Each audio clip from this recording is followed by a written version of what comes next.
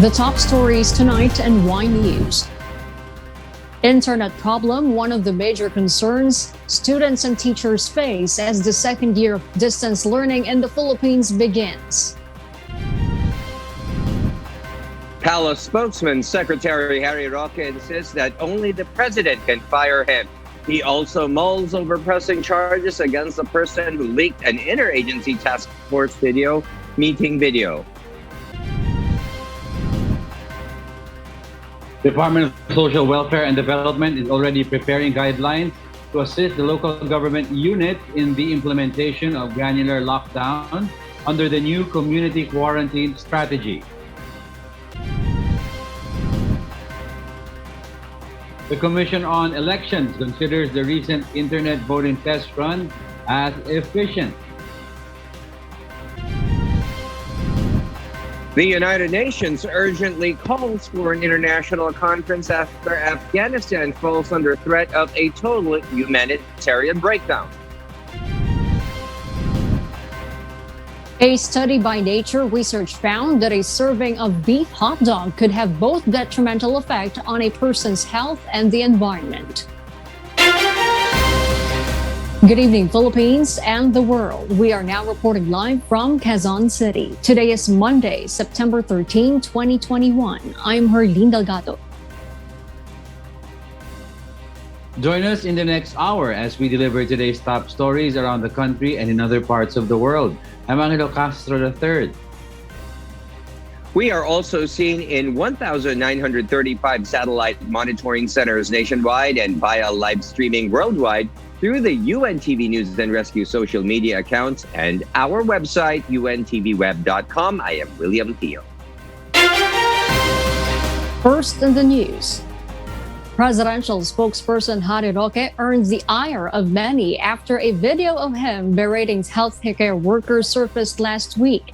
This incident prompted some groups to call for his resignation, but the president's spokesman said only the president can fire him. Rosalie tells us why. Presidential spokesperson Harry Roque will let President Rodrigo Duterte decide on his fate in the government. This was his reaction on the resignation calls against him, as well as Health Secretary Francisco Duque III after the incident with a group of medical practitioners last week. Doon naman sa mga sinasabi ni Dr. Limpid, well, nakit-presidente ko yan. No? Unfortunately, only the president can fire me and only the president can fire Secretary Duque. Also, the secretary warned the person who leaked the footage of the meeting will be liable for revealing state secrets. However, he will let the interagency task force decide whether or not to file appropriate charges against whoever is behind the incident. Sa tingin ko po liable at liable din po for revealing public secrets. Pero hahayaan ko na po yan sa IATF. At yan naman po yung napag-usapan kanina sa IATF. But according to former Supreme Court spokesman Theodore Te, the video shown does not contain a state secret or any sensitive information as stated in the data privacy law. Secretary Roque is currently in New York, USA for his nomination at the International Law Commission or ILC, a United Nations advisory body focused on the development and codification of international law. But the Free Legal Assistance Group or FLAG has written to ILC to convey their objection on the nomination. But the palace official just dismissed this. Narito po tayo ngayon sa New York dahil po pag magpipili po ng 34 na mga miyembro ng International Law Commission ang mga miyembro ng United Nations. Ano ba ho itong International Law Commission? Hindi po ito hukuman, hindi po ito'y trabaho, no? Ito po ay 34 na mga eksperto sa larangan ng international law. Ano pong mandato nitong International Law Commission? Ito po ay yung tinatawag na codification of customary international law at yung progressive development ng international law. Secretary Roque was nominated by the Duterte administration. Rosalie Coz, UNTV News and Rescue. We serve the people, we give glory to God. The Senate Blue Ribbon Committee will request the Justice Department to issue a watch order against President Duterte's former economic advisor Michael Yang. Meanwhile, a top official of formerly Pharmaceutical Corporation fears for his life due to alleged death threats he has been receiving. This report will tell us why. Former Presidential Economic Advisor Michael Yang was a no-show during the 6th Senate Blue Ribbon Committee hearing on the purchase of alleged overpriced medical supplies. His lawyer, attorney Raymond Fortun, said before the committee that Yang has been advised by his doctor to take a bed rest for 5 days due to medical concern. Fortun is willing to submit Yang's medical certificate. His blood pressure had suddenly shot up, and for that reason, he was advised by his doctor to just stay at home. Apparently, because of the proceedings, his health has been affected. However, Senate Blue Ribbon Committee Chairperson Richard Gordon was seemingly not convinced. We're not going to give him a free pass.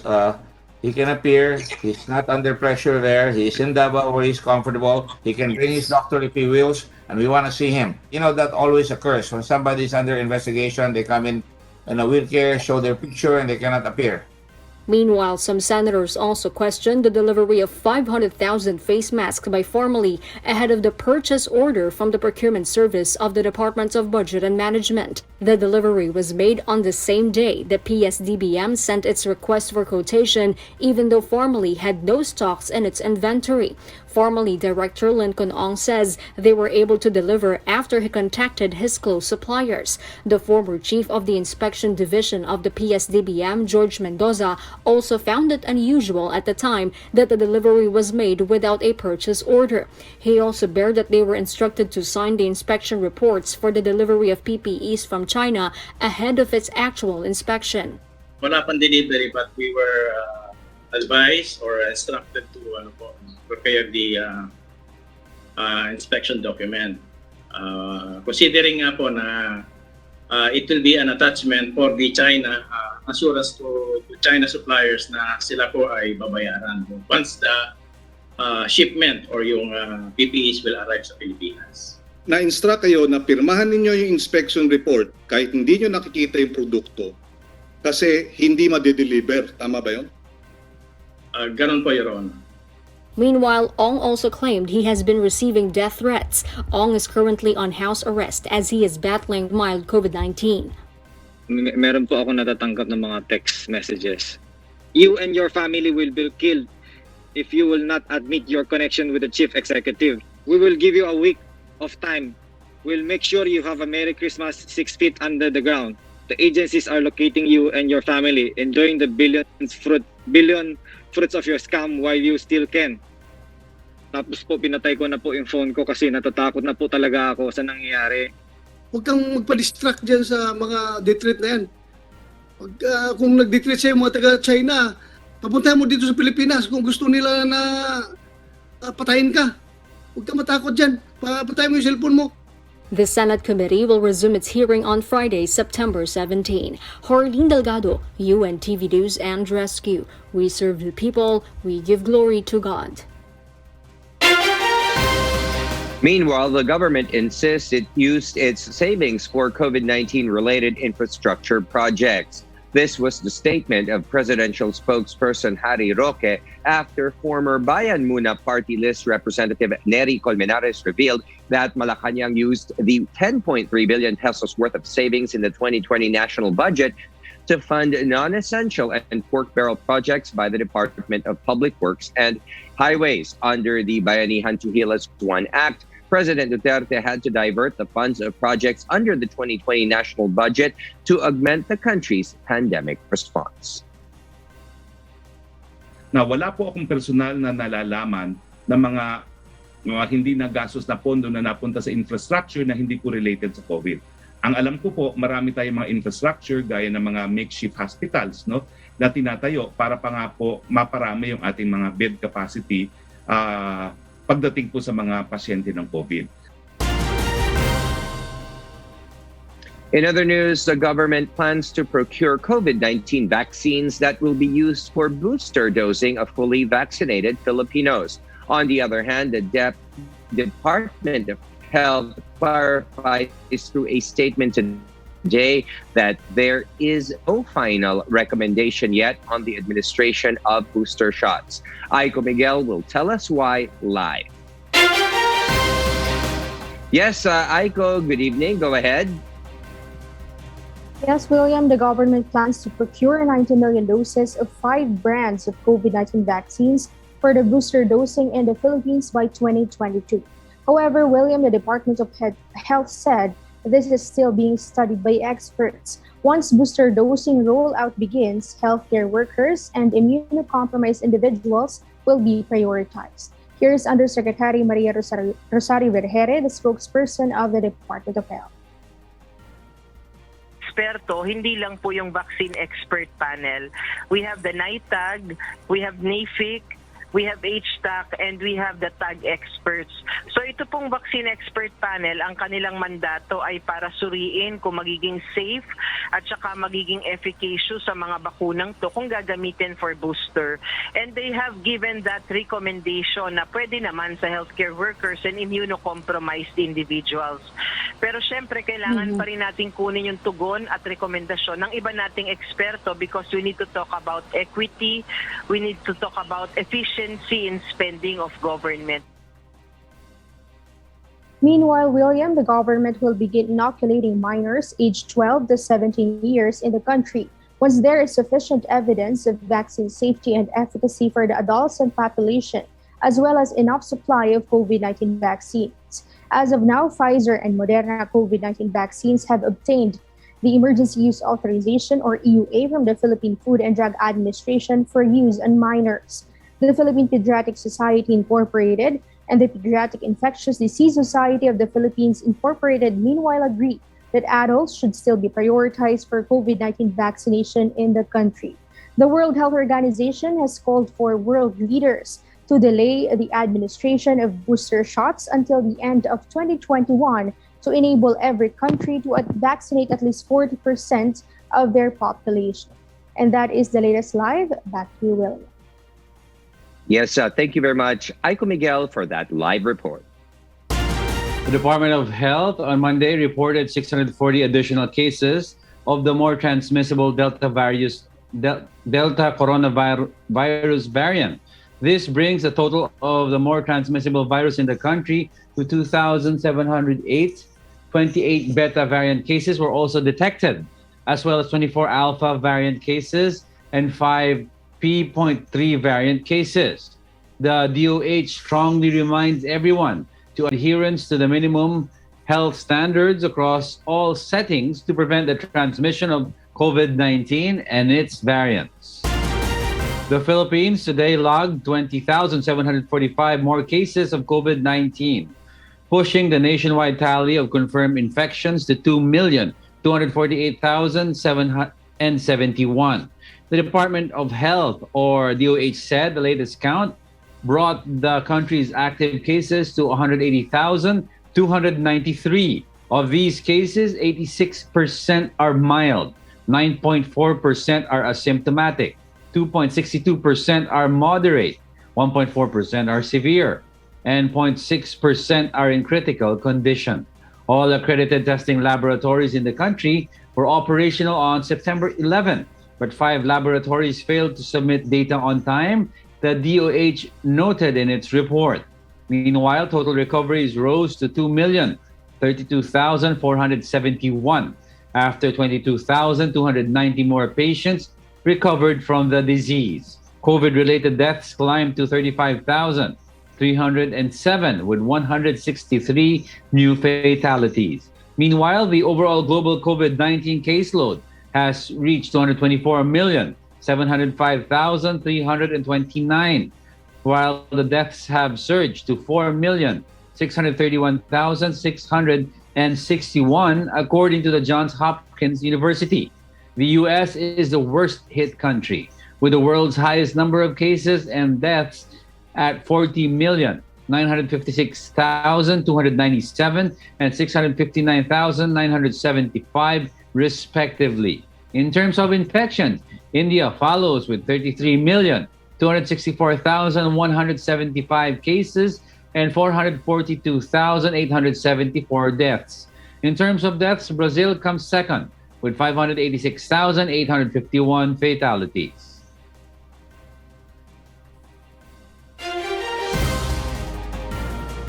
A group of restaurant owners is appealing once again to the government for some form of assistance amid the pandemic. These includes tax incentives and amelioration. Ray Pelayo will tell us why. Restaurant owners of the Philippines can no longer bear the impact of COVID-19 in their businesses. With the limited operations, it's very difficult for them to keep up with expenses. Due to this, the group is asking the government to give them tax incentives and reprieves. We shouldn't pay full taxes when we're only allowed 10% capacity. We should have a 90% discount for our taxes or any other permits and fees. If we're at 50%, we should also be supported halfway because we cannot continue supporting our employees' livelihood without any income for much longer. DILG Secretary Eduardo Año understands the predicament of the group and said that the government will look into this request. Along with the personal care, yung dine-in is, they are considered as dun sa close contact na merong restrictions because when you eat, siyempre nagtatanggal ka ng mask. No? Yun yung consideration ng health sector, bakit pinare-restrict. But sabi ko nga, mayroon tayong mga discussion later on. Meanwhile, the Interagency Task Force is also studying the appeal of Presidential Advisor for Entrepreneurship Joey Concepcion and the Metro Manila Council to allow greater mobility for vaccinated individuals in the National Capital Region. But the Employers Confederation of the Philippines President Ortiz Luis Jr. said that this move is discriminating, unfair, and hard to implement. It is also expensive on the part of the entrepreneurs that may even need to hire additional personnel to check on vaccination cards. Ray Pelayo, UNTV News and Rescue. We serve the people, we give glory to God. The local government units from the National Capital Region anticipate aid from the national government to areas under granular lockdown. The Department of Social Welfare and Development, however, clarifies that they will provide food packs instead of financial aid during the new quarantine system. Asher Cadapan Jr. explains why. The local government units in Metro Manila have been in financial challenges due to the crisis brought about by the pandemic. Metropolitan Manila Development Authority Chairman Benhar Abalos Jr. reiterates this as the National Capital Region pilots the implementation of alert level system and granular lockdown starting Thursday, September 16. Under the new system, the LGUs will place areas with COVID-19 case clusters under 14-day granular lockdown. Based on its initial approved guidelines, the LGUs will provide food packs and other essential needs on the first 7 days, while the national government supplements the aid for the rest of the quarantine days. Abalos emphasizes it is only possible with the help of the national government. Ngayong kaya, no? Kaya nga dapat ito talagang naibigay na sa amin yung kalahati dahil medyo hirap na rin talaga. No? That was promised to us. On the part of the national government, the Department of Social Welfare and Development will facilitate the distribution of 3 food packs to every affected family in the last 7 days of the granular lockdown. The DSWD assures that the government has sufficient fund for the food packs. However, DSWD spokesperson Assistant Secretary Glenda Relova clarifies that the aid will not be in a form of cash. Ito po kasing bago nating quarantine classification, it also entails a new scheme po sa ating pagtulong or hindi po ito yung katulad ng dati natin na social amelioration program. So ito po yung tinatawag nating special assistance to granular lockdown. The DSWD adds that the agency is still open to other needs of the citizens with other several programs that can be availed, including assistance to individual in crisis situation. Asher Cadapan Jr., UNTV News and Rescue. We serve the people, we give glory to God. The Philippine National Police wants a deeper investigation into reports that there are syndicates involved in the sale of firearms to criminals and private goons in Mindanao. General Eliazar also ordered his men to intensify its crackdown of private armed groups and loose firearms in light of the upcoming 2022 elections. Lea Ilagan will tell us why. Philippine National Police Chief, Police General Guillermo Eleazar ordered the anti-cybercrime group to look into the alleged sale of loose firearms online. This comes after the police and military seized firearms and assorted ammunitions from two warehouses in Quezon City and Bulacan last week. General Eleazar said, based on the report, these firearms are being reassembled and sold to private armed groups. Guns are the common instruments in committing crimes. That is why we have to step our preemptive campaign through aggressive operations against those who sell them illegally. General Eleazar said that this might be used in the coming 2022 national elections. In our aggressive campaign against loose firearms as part of the early security preparations for the 2022 elections, we are not discounting the possibility that some gun-running syndicates are using the online platforms for their illegal activities. National Capital Region Police Office Director, Police Major General Vicente Danao Jr. earlier said he believes these were police and military-issued items that were not properly disposed. Leia Ilagan, UNTV, News and Rescue. We serve the people, we give glory to God. Meanwhile, supporters of Davao City Mayor Sara Duterte Carpio is still pushing for her candidacy in the 2022 national elections. They even want former Senator Ferdinand Bongbong Marcos to be her running mate. Nel Maribuhok will tell us why. The Hugpong para kay Sara or HPS believes that the Duterte Carpio Marcos tandem is the best team to lead the country in the next 6 years. HPS Vice President and Abra Representative Joseph Berno said the political record and experience of these two personalities will speak for itself.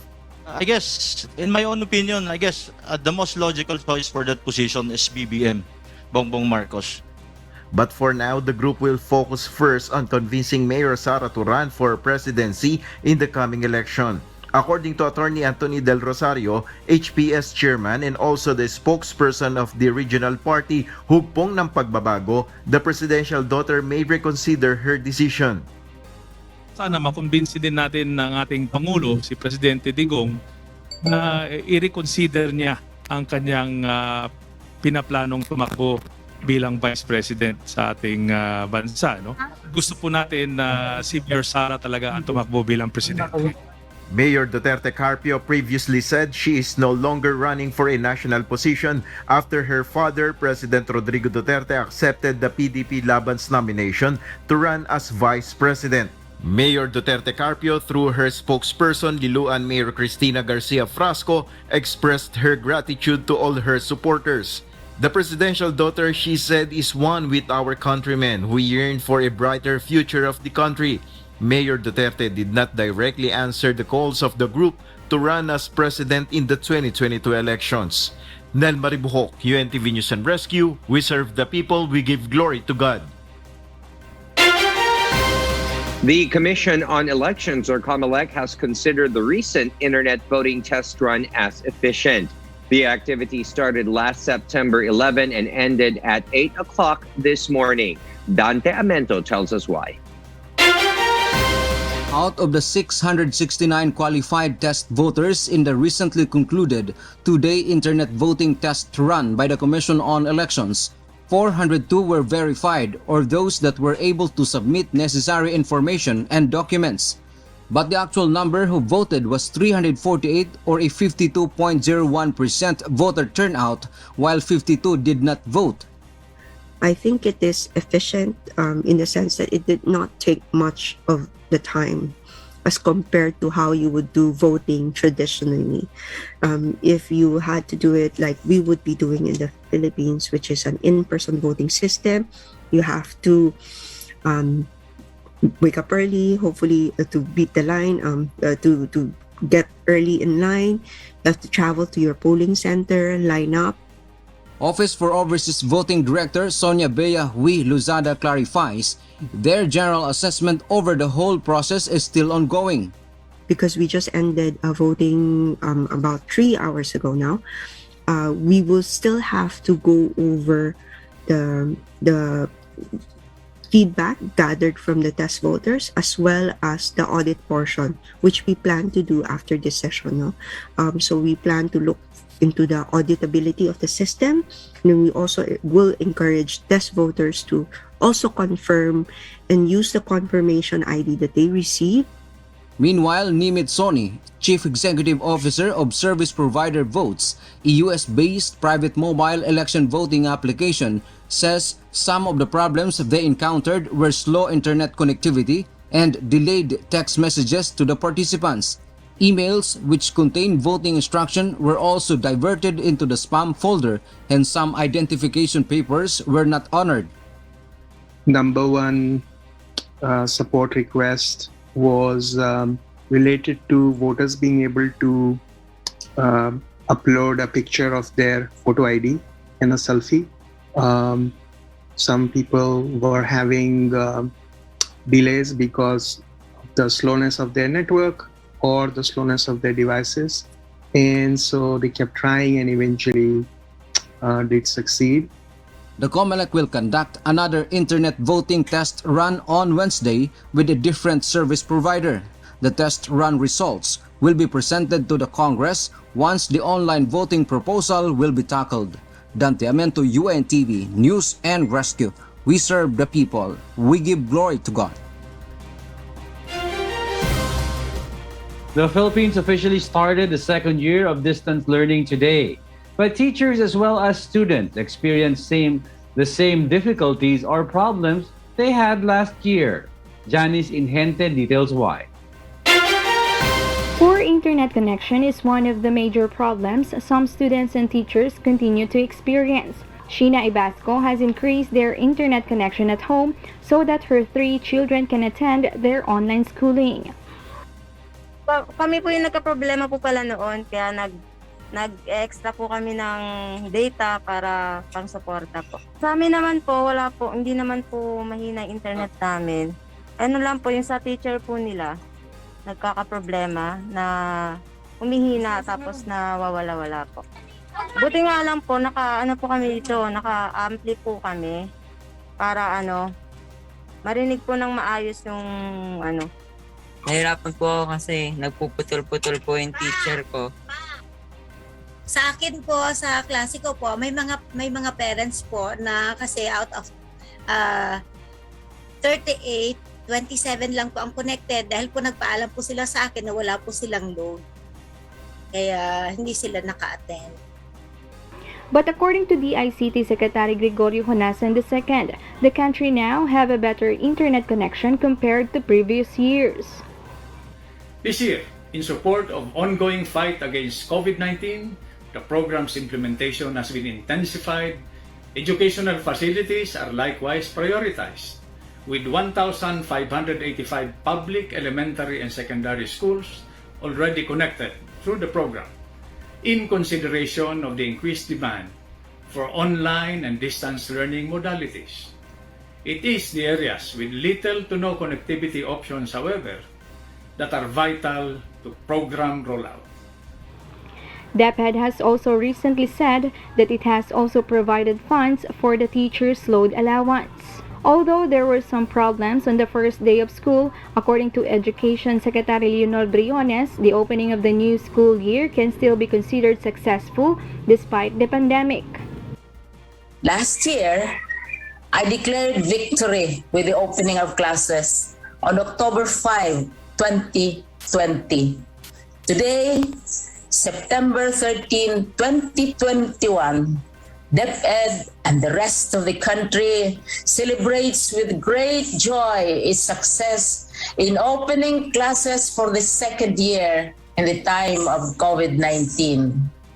Up to 24.6 million students from kinder to senior high school in public schools resumed school today. Janice Inhente, UNTV, News and Rescue. We serve the people, we give glory to God. The country's privacy watchdog has warned against the risk of using image manipulation applications. JP Nunez will tell us why. Young people and even adults are being hooked on using different mobile applications that changes or swaps a person's face with another.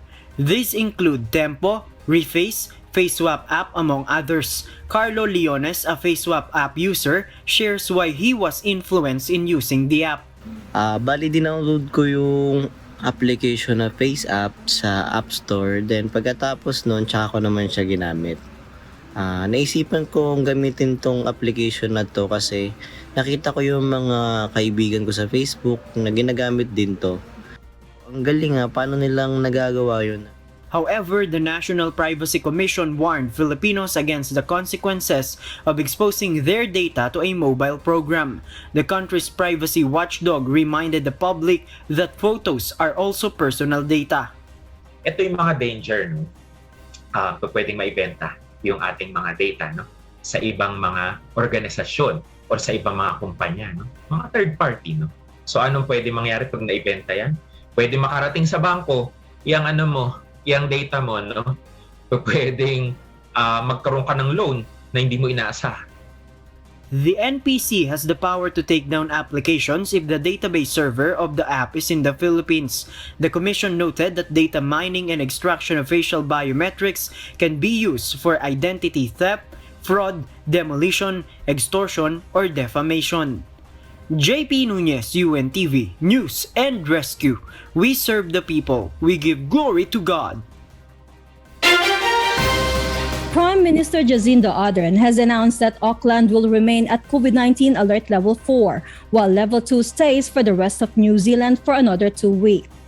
The cabinet is scheduled to review these settings next Monday. Ardern asked residents in Mount Eden, Massey, Mangere, Fabona, Papatoetoe, Otara, and Manurewa to be especially vigilant. This after 33 new community cases were announced in Auckland. She also said that Aucklanders should stick to their bubble, stay home as much as possible, and get tested, even if one have mild symptoms. Fully vaccinated individuals in the state of New South Wales in Australia are now free from lockdown in spite of 7 lives lost and 2,519 total cases registered on Sunday and today. Maeve and Doug will tell us why live. Maeve? Elsie, from today, up to 5 fully vaccinated individuals residing outside the 12 local government areas or LGA of concern in the state are allowed to gather outdoors within 5 kilometers of their residence. No restrictions for the duration of the gatherings have been set. However, it is highly relevant that all 5 people in the group are fully vaccinated. On the other hand, fully vaccinated families in the 12 LGAs of concern are limited to 2 hours of outside gatherings within the same distance. Outdoor exercise remains restricted to 2 hours, with curfews from 9 p.m. to 5 a.m. still enforced among residents. People over the age of 16 must also carry proof of address and vaccination status, according to the New South Wales Health spokesperson. With the alarming rates of cases and easing of restrictions, the New South Wales Premier Gladys Berejiklian strongly encourages increasing the state's vaccination rates and safety measures. Most important is that until we have a safe coverage of double dose vaccination, we can't let down our guard. And that's why, as much as we'd love to be able to think about things that we can offer people between now and then, we have to take a very safe and cautious approach so that we don't risk any unnecessary further stress on our already stressed health system. The state has reached 46.2% double dose, while 78.5% single dose. Following this, Australia has begun the First Things First vaccination campaign. This $50 million communications campaign launched today aims to remind citizens that receiving their vaccination is the most important thing to do. This movement focuses to mobilize Australia with the millions of vaccines arriving in the country, mainly targeting the younger Australian demographic and encouraging the positive trend in attitudes to those unsure of getting their vaccinations. Elsie? Maeve, what does Gladys Berejiklian think about the next 2 to 3 months for New South Wales? Elsie, Premier Berejiklian has warned its citizens that the next 2 months will be the most challenging period of time for the state. In these months, New South Wales will enter a transitional phase from a lockdown period to a progression into a normal COVID lifestyle. From this point on, the state aims to reach a 70% double dose vaccination to decrease transmission rates. Back to you, Elsie. Thank you, Mavian Dog. The United Nations urgently calls for an international conference after Afghanistan falls under threat of a total humanitarian breakdown. Marvi Delphine will tell us why live. Marvi? Elsie, Afghanistan is now on the brink of sinking below the poverty line following the Taliban seizure of power in the country last month. The United Nations, in response to the crisis, called for a conference in Geneva this afternoon to raise financial aid for more than half the population of the Afghans. The crisis arose after the International Monetary Fund stopped funding the country, as well as blocking the Taliban from accessing its reserves. This effort is to make sure that the funds are not misused. Due to the abrupt cessation of access to nearly $10 billion of Afghanistan's central bank assets, the pressure is now on the United Nations. Prior to the Taliban's takeover, over 18 million people were already dependent on humanitarian aid, specifically for food. And without access to cash to pay for these, the people's lives are gravely put at risk as food stocks are quickly running out. This, as described by World Food Program Deputy Regional Director Anthea Webb, is a race against time to deliver life-saving assistance to the people. The Geneva conference will aim to raise more than $600 million for relief goods and operations. Jeffrey De Laurentiis, a representative of President Joe Biden's administration, states that the U.S. is open to provide humanitarian aid. However, direct economic lifeline, including access to the central bank assets, will have to be earned by the Taliban. That means allowing the Afghan people their free will and human rights. Elsie? Marvi, has there been any response from the Taliban regarding this treaty? Elsie, Taliban leaders have stated that they will respect women's rights according to the Islamic law, but without further elaboration on the matter. No comments have yet been made regarding allowing people to safely travel out of the country. For now, it is up to the United Nations to provide humanitarian assistance through available and possible mechanisms. Back to you, Elsie. Thank you, Marvi Delphine. A study by Nature Research found that a serving of beef hot dog could have both detrimental effects on a person's health and the environment. Ruth Bahe tells us why live. Ruth?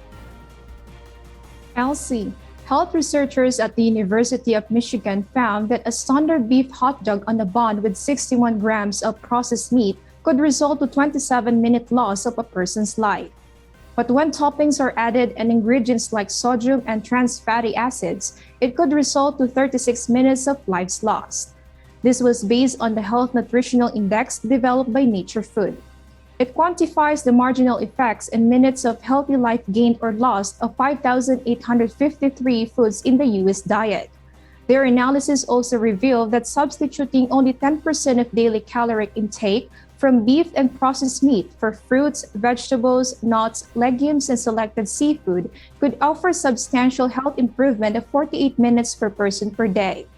Selecting these types of food over beef and processed meat could also reduce 33% carbon footprint that could contribute to the reduction of global warming. The Health Nutritional Index was developed based on the 2017 study, Global Burden of Disease, which measures morbidity associated with a person's food choices.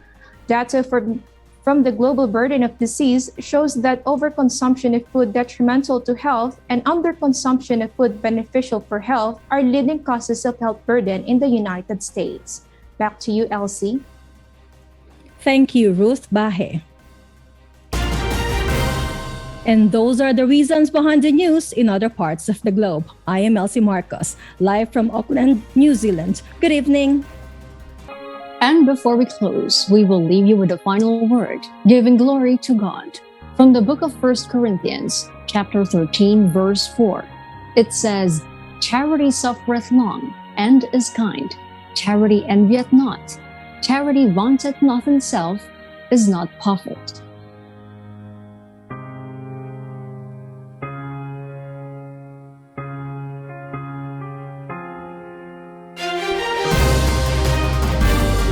And those are the reasons behind the news, September 13, 2021.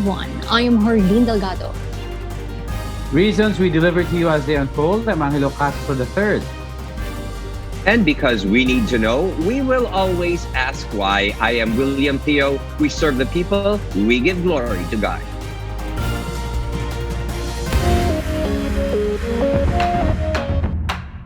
Today, September 13, 2021, DepEd and the rest of the country celebrates with great joy its success in opening classes for the second year in the time of COVID-19. Ito po kasing bago nating quarantine classification, it also entails a new scheme po sa ating pagtulong, or hindi po ito yung katulad ng dati natin na social amelioration program. So ito po yung tinatawag nating special assistance to granular lockdown. Meron po ako natatanggap ng mga text messages. You and your family will be killed if you will not admit your connection with the chief executive.